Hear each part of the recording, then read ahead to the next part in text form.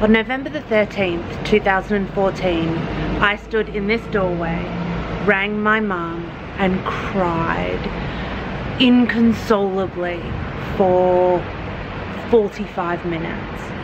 It must have been about 5 o'clock in the afternoon and I was exhausted. The next day I submitted my PhD. Today I want to talk a little bit about the emotional pressure that submitting the PhD might trigger in people. It certainly triggered it in me. And I didn't really know what to expect. I didn't know how to feel. I didn't know the amount of grief that I would feel submitting the thesis. And I also didn't know that I would just feel lost. And I guess it makes a lot of sense. You live with this project for 3.5, perhaps 4 years, and then all of a sudden it's completely out of your control. It's gone, it's in, you don't have anything to do anymore.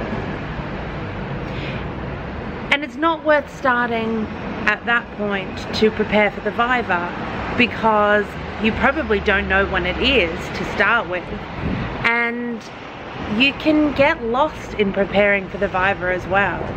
If you spend too much time, then that becomes its own issue. I'm not going to speak about that. I don't think I'm really qualified to talk about preparing for vivas. I didn't really prepare for mine, as I've written about, and I will link to that article below. But I just kind of wanted to come and say very quickly, in a very short little video, I had no idea what to do with myself. I felt angry and disappointed, and I didn't want to celebrate. I didn't feel like I had achieved anything. I felt that there was still, you know, this big thing that could come out with nothing. And you don't know when you submit. That's the point. It is pre-examination.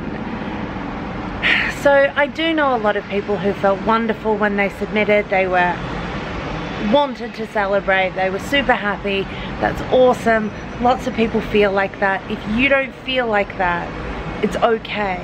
If you feel lost and sad and angry and disappointed and exhausted and emotional, and if you want to sit in a doorway and ring your mother who lives on the other side of the world and cry for 45 minutes,